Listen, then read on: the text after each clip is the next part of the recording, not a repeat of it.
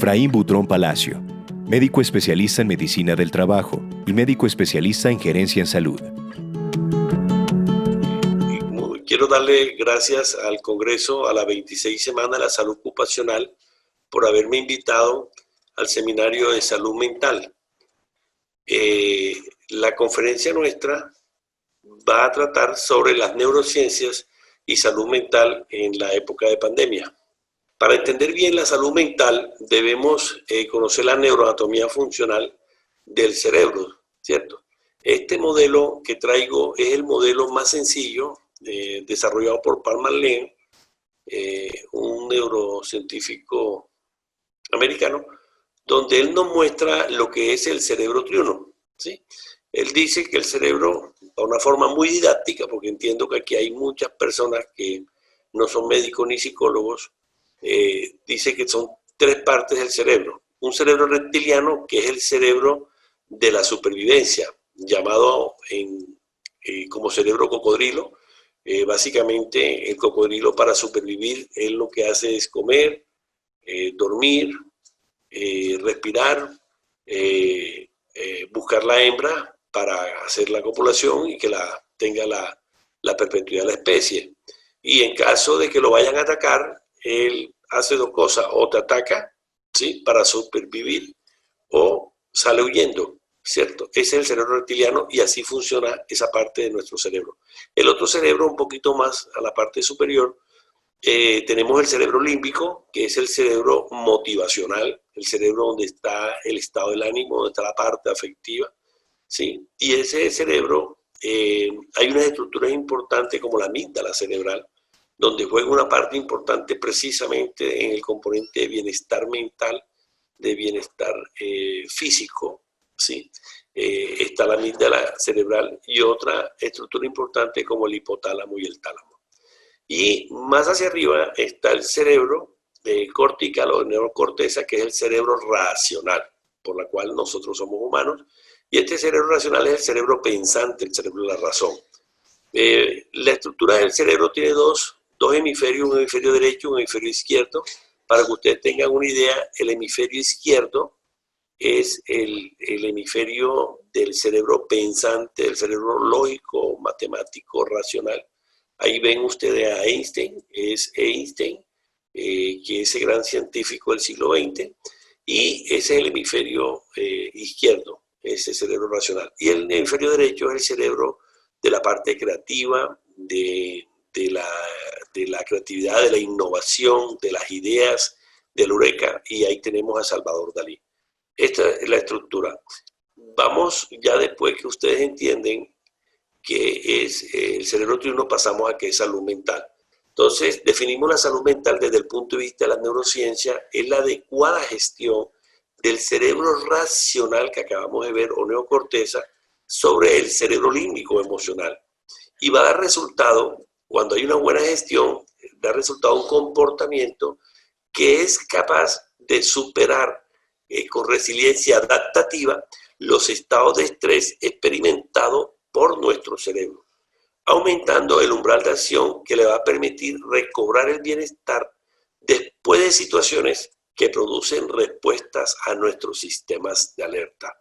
O sea, el estado de salud mental es un equilibrio entre ese cerebro racional de neocorteza sobre el cerebro límbico, para dar un comportamiento adaptativo en caso que tengamos un umbral de acción que se dispare y no nos lleve a esa activación de estrés. Entonces, ese equilibrio es lo que decimos: hay un completo bienestar mental, ¿sí? Porque estamos bien desde el punto de vista ambiental y desde el punto de vista físico. Vamos a ver que el cerebro tiene un sistema o dos circuitos, dos fuerzas básicas que le llamamos sistema de recompensa. Uno, circuito o un switch, donde el cerebro trata de reducir la amenaza, trata de tener aversión al peligro, ¿sí? Se inhibe el comportamiento hacia el peligro. Otro circuito de recompensa, que es lo que busca la recompensa, ¿sí? Busca el placer. Entonces, son los dos circuitos, básicamente: reducir amenazas y buscar recompensa.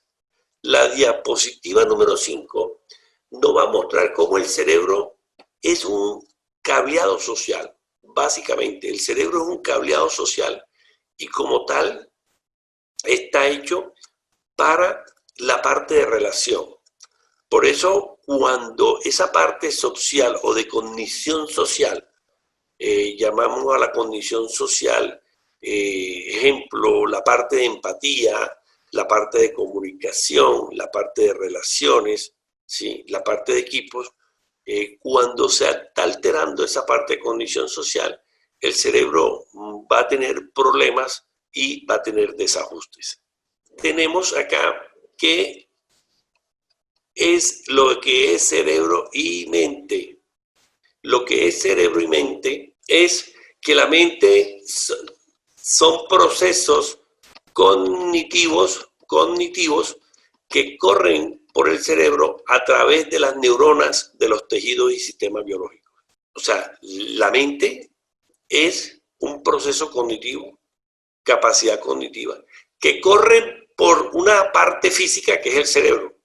Y en ese cerebro hay neuronas, hay tejido y sistema biológico. Ahora, si nosotros asimilamos al cerebro y la mente a un computador, podríamos decir, entre comillas, pues porque no valdría no sería lo estrictamente necesario decir que el cerebro es un computador, no. Pero si lo asimilamos, podríamos decir que el cerebro tiene un hardware, que son los tejidos, los órganos, las neuronas, ¿sí?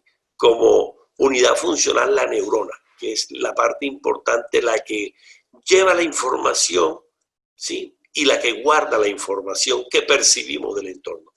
Pero existe una mente que es un software, y esa mente que son los sistemas o procesos cognitivos, como lo definimos ahorita, y le pongo un ejemplo, por lo menos un proceso cognitivo es la atención, otro proceso es la motivación, otro proceso de cognición social es el empatizar con otra persona, con el componente de relación.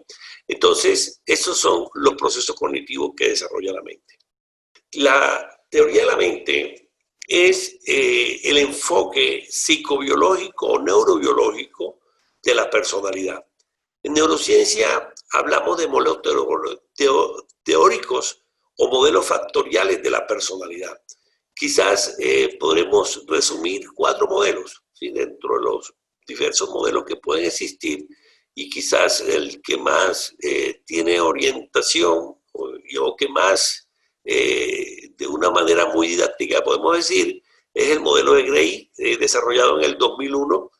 Gray nos presenta que básicamente nosotros tenemos, ahí ven ustedes ese cerebro que está en ese iceberg, como especie de un iceberg en ese océano, y lo que se ve es el carácter, y lo que no se ve que está debajo de ese iceberg, ¿sí? Que está debajo de ese témpano de hielo, es el temperamento. Conclusión, la personalidad o la teoría de la mente define que tenemos un temperamento que no se ve y un carácter que ese es el que vemos como comportamiento y que vamos amoldando de acuerdo al entorno, al afrontamiento que tenemos de ese entorno. Conclusión, una persona nace con un código genético, un temperamento o una parte neurobiológica estructurada que con el paso del tiempo y a medida que vamos recibiendo los estímulos del entorno, vamos desarrollando ese carácter, ¿sí? Que es lo que podemos moldear, porque el temperamento es el código genético que viene así. Los modelos factoriales, ya entendiendo ustedes la parte de la personalidad que tiene un temperamento y un carácter, podemos decir que el modelo factorial que decíamos ahorita de Gray en el 2001 nos habla de personas tipo SAC, aquí están, el sistema funcional tipo SAC, que son aquellas personas que se orientan a la aproximación y que tienen un carácter de impulsividad, ¿sí? Buscan la recompensa. Recuerden que les dije los 2 circuitos de recompensa son activación a la recompensa hacia el placer, y entonces acá, desde este punto de vista, Gray, ¿sí? De la teoría neurobiológica, Gray nos habla de la orientación a la aproximación, hacia la tendencia a ser impulsivos. Y existen otro tipo de personas desde el punto de vista de la neurociencia, de la personalidad, la teoría factorial, que son los que orientan, son los SIC, o sea, un sistema inhibitorio de comportamiento, y son las personas que orientan a evitar el peligro, ¿sí? Evitan el peligro, evitan la parte del miedo. Entonces, podríamos decir que son lo que llamamos el neuroticismo o pueden tener tendencia a la ansiedad. Y en conclusión, tenemos el sistema de Gray que nos habla de la personalidad tipo SAC, sistema activador de comportamiento hacia la impulsividad, y tipo SIC son los que inhiben su comportamiento y que evitan el peligro. Esos son los dos tipos, SAC y SIC, en los sistemas funcionales. Cuando estos sistemas, ya que estamos hablando de salud mental, no están en equilibrio o están en un punto equidistante ni demasiado impulsivo, ansiedad sería lo ideal, ¿cierto?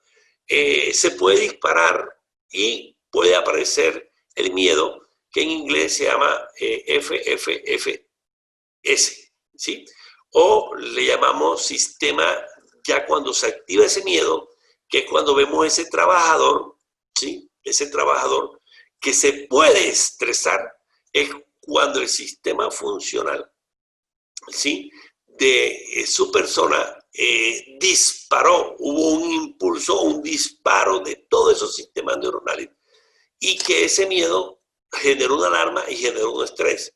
Y es lo que los americanos llaman free and fly, ¿sí? Y freezing, que es congelado. Entonces es en español de lucha, huida y bloqueo, se bloquea. Entonces ahí lo que hay es el sistema ya de estrés que se presenta y ya no hay ese bienestar o esa salud mental que tenemos.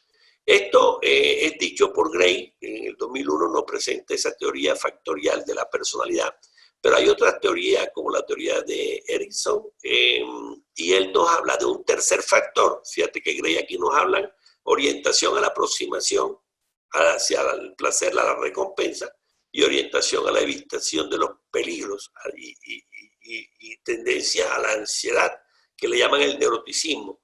Pero Erickson nos habla de un tercer factor que es el psicoticismo, ¿sí? Entonces, le agrega ese tercer factor y es el factor de Erickson.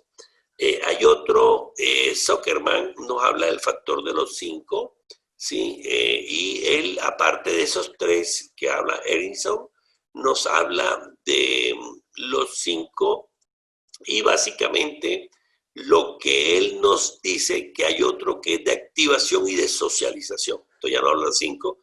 Y quizás uno de los más importantes, que es la teoría neurobiológica, es el de Cloninger. Cloninger nos habla de la teoría neurológica, pero no nos habla la personalidad en base a neurotransmisores. Y nos habla de 3 neurotransmisores importantes como la dopamina, ¿sí? La serotonina, ¿sí? Y la noradrenalina. Entonces, desde ese orden de ideas nos dice que el equilibrio de esos 3 neurotransmisores importantes está la teoría neurobiológica de la personalidad. Entonces, ve la serotonina como los disparos de serotonina. Entonces, si lo asimilamos a Gray, vemos que el sistema SAC hay dopamina, en el sistema activadores de comportamiento hay dopamina. Sí, si lo equiparamos a lo de Cloninger con lo de Gray, el sistema, los SAC tienen dopamina, tienen noradrenalina y tienen serotonina, ¿cierto? Serotonina cuando ya le llega esa parte placentera y se relajan un poquito. Y los que son SIC, o sea, inhibidores de comportamiento, ellos obviamente no tienen dopamina porque el SAC trata de buscar recompensa y entonces como él tiene dopamina baja, él trata de buscar recompensa y trata de sacar dopamina. Los de SIC, de inhibidores, ellos tienen escasa dopamina y norepinefrina, ¿cierto? Y obviamente, pero de norepinefrina se dispara un poquito de norepinefrina y en la parte correspondiente a serotonina baja. Ok, esos son los sistemas funcionales explicados bajo la teoría de la personalidad y la parte factorial de los modelos teóricos, lo que podemos presentar para poder hablarle de salud mental. En este orden de ideas, tenemos que tener las preferencias cerebrales. Las preferencias cerebrales son lóbulo frontal izquierdo. Entonces, el izquierdo es un SAC, ¿cierto? Tiene mayor activación, poca evitación. Si nos vamos a la preferencia del hemisferio, que recuerden que lo vimos, el cerebro tiene. Entonces, mientras que el lóbulo frontal izquierdo es un SAC, el lóbulo frontal derecho, la tendencia es a ser SIC, o sea, a mayor evitación, poca activación, ¿ok? La diapositiva número 10, ya podemos hablar de los niveles neurológicos, ¿cierto? Niveles neurológicos. Y estos son unos niveles neurológicos que nos enfocan como desde una identidad, o sea, o como desde un entorno, ¿sí? Como desde un entorno que sería el entorno en que tú te encuentras, vas escalando, ¿sí? El entorno es ese medio ambiente y los niveles neurológicos los vamos asimilando como un entorno que tiene un medio ambiente, pero hay desarrollo de un comportamiento. Y ese comportamiento va subiendo a unas capacidades. O sea, cuando ya tú tienes esas capacidades, podremos asimilarlas a las competencias. Es cuando tú tienes conocimiento, habilidades y tienes motivación. O sea, esa parte motivacional. Cuando tú tienes ese conocimiento, esa habilidad y ese ser motivacional, ese perfil motivacional, tienes ya unas capacidades y ese es el proceso de aprendizaje que vas desarrollando. Pero y ya internamente, ¿sí? A nivel no consciente, tú tienes ahí una escala valórica, ¿cierto? Y tiene en esa escala valórica un juicio valórico y tiene unas creencias que son unos supuestos en la cual tú te has desarrollado desde que naciste. Y esas creencias o pueden ser limitantes o pueden ser potenciadoras. Y después vamos a tener una identidad de persona que es la parte de la persona y es la personalidad, que recuerden que vimos que era básicamente el temperamento y carácter. Esa identidad que ustedes ven ahí en amarillo es la persona. Y ya lo último, que es el morado, es lo transpersonal, es cuando ya tú pasas a tener algo más que esa personalidad y ya tú tienes una misión de dejar huella y de ser contributivo con los demás. Entonces, básicamente estos niveles neurológicos no es sino tener un nivel no consciente o subconsciente y un nivel consciente que es lo que ves, ¿cierto? Como veíamos el iceberg de la teoría de la personalidad, lo que era el temperamento no lo ve muy el carácter. Y aquí, para asimilarlo a los niveles neurológicos, podríamos decir esto rojo es el comportamiento, que es lo que estamos viendo, que es lo que tú estás moldeando con el carácter para tú tratar de dar unos comportamientos adecuados a esa creencia, a esos valores y a esas capacidades que son las competencias que tú tienes de habilidades técnicas y competencias que tú tienes de habilidades conductuales con base en esas creencias y valores. Entonces, si nosotros cambiamos lo que creemos, tú cambias lo que haces. O sea, ¿dónde está la verdadera salud mental? Que tú tienes que tener la creencia que es lo que te limita emocionalmente o te puede limitar en cualquier tipo de comportamiento y ahí es donde se puede afectar la salud mental. Entonces, en ese orden de ideas, tenemos que pensar en hacer un cambio de creencias, sobre todo nosotros que estamos acá en este Congreso de Seguridad y Salud, tendremos que construir nuestra identidad, nuestros valores y criterios para trabajar en seguridad y ponerlos en práctica que permitan la modificación de comportamientos de esos líderes que están en la alta gerencia, que están en la línea de mando, o de esos líderes que están a nivel operativo o los trabajadores que están dentro del proceso productivo inmerso en el campo, para así trabajar en forma coherente en este proceso de transformación. Esta es la imagen de nuestra realidad. Nuestra realidad, estábamos en Colombia y podríamos decir en América, El día 6 de marzo llega el primer caso a Colombia, ¿sí? Y ya tenía Brasil los primeros casos desde febrero. En España, en Iberoamérica, estaban los casos más o menos para esas primeras semanas de marzo. Entonces, la imagen de nuestra realidad es que nos cogió de sorpresa este virus, ¿sí? Nos cogió de sorpresa.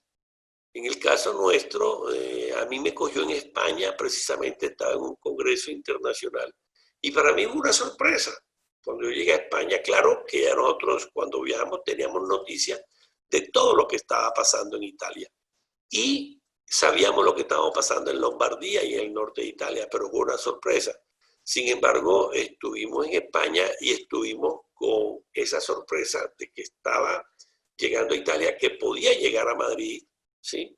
Y estábamos con tapaboca y muchas personas era posible que no tenían tapaboca porque para ellos no, todavía no habían los casos en forma masiva a nivel de España. Conclusión, podemos decir que nosotros tenemos un 50% genético, que es ese temperamento, ese DNA, ese genoma, y el otro 50%, que es la moldeada del carácter, ¿sí? La moldeada del carácter, y es la parte que llamamos epigenética. Es decir, esa epigenética es donde está el entorno, ¿sí? Podríamos asimilar el entorno, ¿sí? El medio ambiente, y están unas decisiones. Si la llevamos a nivel de qué porcentaje las decisiones de ese 50 son el 40%. Nosotros todos los días estamos generando decisiones. Lo que pasa es que nosotros de 60, más o menos el 95% de nuestro cerebro, las decisiones son de nivel no consciente y solo el 5 al 10% son decisiones de tipo consciente. Bueno, en este orden de ideas, tenemos que gestionar un cambio, ¿sí? Y en esta gestión de cambio de esta pandemia para tener salud mental y cómo nos puede afectar, tenemos que ver si esta pandemia desde el punto de vista es una oportunidad o una amenaza. Y esa es la pregunta que tenemos que hacernos. O lo otro, ¿cómo lo percibe el cerebro? ¿Sí? Si el cerebro lo percibe como una oportunidad o una amenaza. Y ahora estamos hablando de un mundo VICA, ¿cierto? Un mundo volátil, incierto, complejo y ambiguo. En español, en inglés es mundo VUCA, pero es el mundo que estamos viviendo. Es un mundo rápido, volátil. No sabemos en Latinoamérica qué va a pasar en los próximos 5 años. Por lo menos se dice pues que desaparecen el 60% de los oficios por la tecnología tan rápida que está llegando, la inteligencia artificial, la robotización, todo el proceso del 5G, ¿sí? De las telecomunicaciones de 5G. Entonces, un mundo volátil es incierto, no sabemos. En Latinoamérica tenemos que estar preparados y es algo complejo, ¿cierto? Porque por lo menos ahora, mira que nos estamos adaptando a este congreso virtual. Y a este congreso, yo que tuve ocasión, lo hacía en forma presencial acá en la ciudad de Medellín. Entonces, tenemos que irnos adaptando a este mundo complejo y ambiguo porque tenemos que saber de tecnología ahora para podernos conectarnos y saber cómo hacemos todos estos procesos tecnológicos en estos congresos virtuales. La salud mental, bueno, la pandemia afectará porque esta es una nueva realidad, hay un virus que en América está desde marzo y en Brasil estará desde febrero. La pandemia afectará la salud mental en el 50% de la población mental. Este es un estudio de INECO de Argentina, del doctor Manes, donde dice que en algún tipo de afección mental afectará la pandemia en los próximos años y que más o menos se va a afectar el 50% de la población mental. Esto es para que ustedes vean el cerebro emocional, los estímulos, las emociones. Nosotros tenemos básicamente ese cerebro emocional, que era el cerebro límbico, unas emociones básicas, ¿cierto? Emociones básicas, y si esas emociones las vemos a nivel de lo que estamos en la pandemia, y por qué no puede afectar, como dice INECO de Argentina, que el 50% podemos ver. Y yo le decía, yo estuve en España y para mí era una sorpresa, pero después tenía miedo, ¿sí? Y yo en España salía con el tapabocas porque me estaba dando miedo de que me contagiara. Y yo era una población con morbilidad porque soy hipertenso. Entonces, emocionalmente estaba un poquito alterado, pero era una emoción que yo tenía, pero que la sabía manejar. Y eso es lo que queremos, que sepamos autorregular la emoción. Pero después me dio una cierta ira, un poquito, porque cuando yo llego acá a Colombia, me tenía que hacer la prueba y tuve que entrar a cuarentena porque llego a Colombia el 7 de marzo. Pero se me demoraron en hacer la prueba. Sí, los laboratorios, porque esa prueba inicialmente tenía que ir a Bogotá, etcétera, porque apenas yo llego el 7 de marzo y apenas estaba el primer caso en el 6 de marzo. Entonces, conclusión, tenía algo como de rabia porque no me daban la prueba y yo vine sintomático. Entonces, tenía algo de rabia, pero, y venía con la sorpresa, con el miedo, con la rabia, pero después empezó a morir unos médicos que eran amigos míos. Y actualmente han muerto 7 médicos, amigos míos de la promoción y compañeros de promoción de medicina. Llevo 7 muertos, entonces he pasado por tristeza, ¿cierto? Y he tenido que estar en los sepelios de ellos porque eran amigos, grandes amigos, y eran médicos y murieron combatiendo el COVID. Entonces, en ese punto tenía algo de tristeza, pero tenía que ir superando todo eso básicamente. Y para después entrar en esta nueva realidad, entrar en estos nuevos hábitos, y estos nuevos hábitos son los que me han llevado a controlar todas estas emociones que he pasado en todo este ciclo emocional, que es un ciclo de la teoría de una gestión, de un cambio que está pasando, porque estamos pasando, y cuando tenía tristeza estaba pasando por un mar de desierto. Sí, me sentía en un desierto con esa tristeza, ansiedad, pero voy superando emocionalmente, voy regulando y haciendo un control inhibitorio de mi sistema límbico a través del sistema frontal, y eso es lo que hoy en día estamos pasando eso, y acá por lo menos en Colombia estamos pasando la pandemia, para lograr tener una nueva realidad, un nuevo aprendizaje y salir por lo menos a un mar de felicidad. Bueno, esta es la gestión de emoción, esto básicamente la fábrica de emociones, el cerebro límbico, y el producto son una cantidad de emociones que le dije básicamente las 6 que son básicas de las que pude vivir en el proceso de España, pero emociones pueden ser más de 80 emociones. Este es el mecanismo básico de supervivencia. Hay una lucha entre la parte frontal, ¿sí? el prefrontal, ¿sí? La corteza prefrontal y el sistema límbico. Y ahí donde está la base de la salud mental. Ahí tenemos 3 núcleos en la parte de la función ejecutiva, que es el núcleo orbitofrontal, donde está la parte social, el dorso lateral, donde está la función ejecutiva, como la concentración, la atención, la memoria, el control inhibitorio, y hay una parte motivacional que está en el núcleo ventromedial. Entonces, esos 3 núcleos que están en el prefrontal, ellos tienen un control sobre la amígdala, que es el punto 2, ¿sí? La amígdala, escúcheme, es amígdala, y ahí hay un error.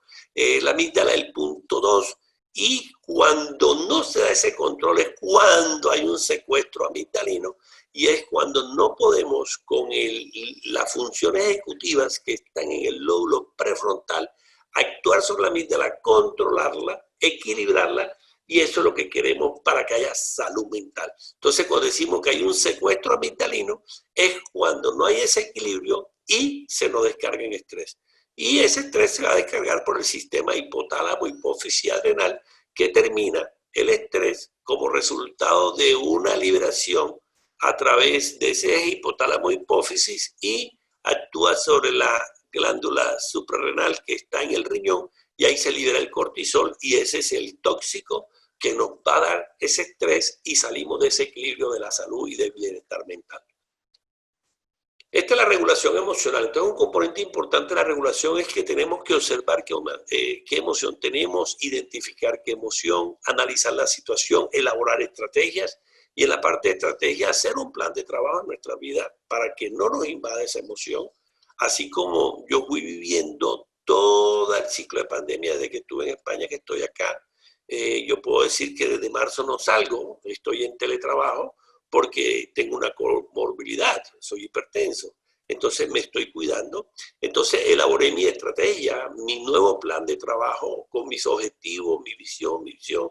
Estoy haciendo teletrabajo y me siento, si yo hago un análisis, me siento mejor que antes, porque he desarrollado otras competencias, otras habilidades que no tenía antes. O sea, he hecho un proceso de aprendizaje. Y a lo último es el equilibrio, que es expresar los sentimientos importantes de autoconciencia y manejar en forma positiva esas emociones que no se pueda exteriorizar. Gobiernan adecuadamente sentimientos impulsivos y las emociones conflictivas. Esta es la parte del control inhibitorio. Bueno, el control inhibitorio juega una parte importante dentro de las funciones ejecutivas y es que para tomar una decisión o un árbol de decisión hay que tener una regla valórica, después sigue un juicio que es la actitud y un perfil motivacional. Todo esto está a nivel del no consciente o del subconsciente y para tomar esa decisión haces una autorregulación de ese impulso, de esa emoción, más un control inhibitorio que se encuentra en la parte del prefrontal y es cuando se presenta la disonancia cognitiva. Y es cuando tú tomas esa decisión y hay un proceso motivacional que te ayuda. Conclusión, el tomar decisión, el árbol de decisión puede llevar a un conflicto emocional y lo que queremos decir es que básicamente hay un control entre la función ejecutiva y la parte límbica para tomar decisiones, pero que va con el cerebro lógico, racional, y unir con la parte emocional, y ahí es donde se toman decisiones que pueden ser positivas. Esto para que ustedes vean el cerebro básicamente para que ustedes vean cómo es el ciclo del estrés. Y el ciclo del estrés, y cuando tenemos estrés es el resultado de que hay una liberación de neurotransmisores porque hay un componente emocional. Recuerden las primeras diapositivas de la teoría de personalidad, Zig y Zag, y ahí hay un nivel de tensión. Entonces, si ustedes miran ahí, están los niveles de tensión y podemos decir el eje de las X, el rendimiento, el eje de la Y, el nivel arousal. Entonces tenemos un nivel de rendimiento y un nivel arousal es el nivel de activación, el nivel de activación. Entonces el arousal está bajo o está alto. Entonces, nosotros tenemos que tener inicialmente, si el nivel de arousal está bajo, tenemos sueño, estamos aburridos, y es lo que llamamos el síndrome de Burnout, ¿cierto? Diferente al síndrome del quemado, que es el burnout. Entonces son los dos equidistantes dentro de esa curva de distribución normal. El burnout se da cuando estamos aburridos, sueño, que ese trabajador no ve desarrollo, y se aburre, y no hace nada, se la pasa ahí las 8 horas, pero aburrido, sin hacer nada, con trabajo monótono, repetitivo, y no desarrolla. Y el burnout es cuando es el síndrome del paciente quemado que después de estrés crónico, cronificante, desarrolla ese proceso de ansiedad crónica y termina quemado. Pero para que este aburrimiento tenga un nivel de activación de alerta leve, hay un disparo óptimo, ¿sí? Un nivel mínimo de tensión, y ese nivel es el estrés bueno, es el euestrés que llamamos, y ahí esa alerta leve te lleva a un estado óptimo de la puntica y después vamos bajando ese nivel de tensión a el nivel de tensión alto, donde ven el punto que dice estrés. Ahí está el nivel de tensión alto y ya se dispara el estrés agudo y después sigue ese estrés crónico de ansiedad, de pánico y de alteración neuronal que te lleva al burnout. Ese es, para que vean ustedes la parte de la neurobiología del estrés, donde juega una parte importante de tipo electroquímica. Eléctrico porque las ondas cerebrales están disparadas de más de 22 ciclos por segundo. Lo normal es que trabajemos de 14 a 20 ciclos por segundo en los registros de mapeo cerebral, y por eso nosotros en Neurobiofeedback, que tenemos los laboratorios de regulación, trabajamos los niveles de estrés con la parte de neurotecnología y nos vamos dando cuenta cómo están las ondas cerebrales, cómo están los niveles de ansiedad y los niveles de depresión. Para terminar, este es el neuroliderazgo positivo. Definitivamente, para nosotros en esta pandemia tenemos que tener un neuroliderazgo positivo, es decir, con factor humano, trabajar la parte del líder positivo con factor humano, con condición social y con empatía en pandemia, es la pregunta que nos hacemos. Yo diría que sí, que hoy en día, como el 50%, los estudios nos dicen que las personas con condición, este es un problema social, la pandemia nos tienen encerrados, entonces necesitamos un neuroliderazgo positivo que se acerque a la persona, ese líder, esa línea de mando se acerque a los trabajadores y tenga relaciones y busque una empatía, pero no una empatía afectiva. Recuerden que la empatía no es el concepto de estar en los zapatos del otro. La empatía tiene una serie de definiciones, de más de 8 o 10 definiciones, y hay una empatía que es cognitiva, que es el que nosotros necesitamos ver, cómo conocer el estado emocional del otro, y eso es lo que conocemos nosotros en la parte de los perfiles de teoría de la mente. Cuando tú sabes a través de la mirada, y hay un test específico para saber cómo emocionalmente está la otra persona. Entonces, ese nivel de empatía cognitiva que desarrollamos, más una escucha empática y una retroalimentación positiva, podemos transformar ese ser. Y con autorregulación y con acuerdos. Y esto es lo último que queríamos mostrar para tener un buen balance de salud mental. El sistema operativo neuroconfigurador del cerebro tiene 4 cuadrantes. La parte izquierda es donde está el interior del ser y la parte derecha el exterior del ser. Pero si vemos la parte superior izquierda está el individuo y la parte inferior está el nivel colectivo. Entonces decimos, para que haya un sistema operativo tenemos una realidad actualmente en pandemia, pero tenemos unos niveles de conciencia o unos niveles de no conciencia o subconsciente, donde están los valores, actitudes, creencias, y unos valores de conciencia donde están las funciones ejecutivas llevando conciencia. Pero tenemos unos comportamientos exteriores del hacer, que es lo que nosotros vemos y que vamos formando. A lo último vemos una cultura, pero vemos un sistema socioambiental. Cuando decimos que hay este equilibrio de conciencia, conducta y cultura, decimos que tenemos un equilibrio de salud mental cuando las funciones ejecutivas, el control inhibitorio, la regulación emocional, actúan sobre el límbico, decimos hay control y equilibrio de salud mental. Bueno, eso es lo que queríamos presentarle. Mi nombre es Efraín Butrón. Soy investigador, apasionado por el tema de las neurociencias y consultor en toda la parte de los riesgos y apasionado de la neuroseguridad laboral, inteligente, el neuroliderazgo, el neuroaprendizaje. Estos son mis datos, esto es la colección de nuestros libros, que más o menos son 8 libros, y están ahí, el caso de la venta de los libros, ahí están los teléfonos donde nos pueden seguir, y el correo donde en caso que puedan profundizar, acabamos de sacar un libro de empresas neurosaludables, seguras y productivas, en convenio con otro coautor o coautores españoles, y ahí sabemos lo que es una empresa neurosaludable, que es lo último que tenemos que llevar para tener un completo bienestar físico, mental y social. Muchas gracias.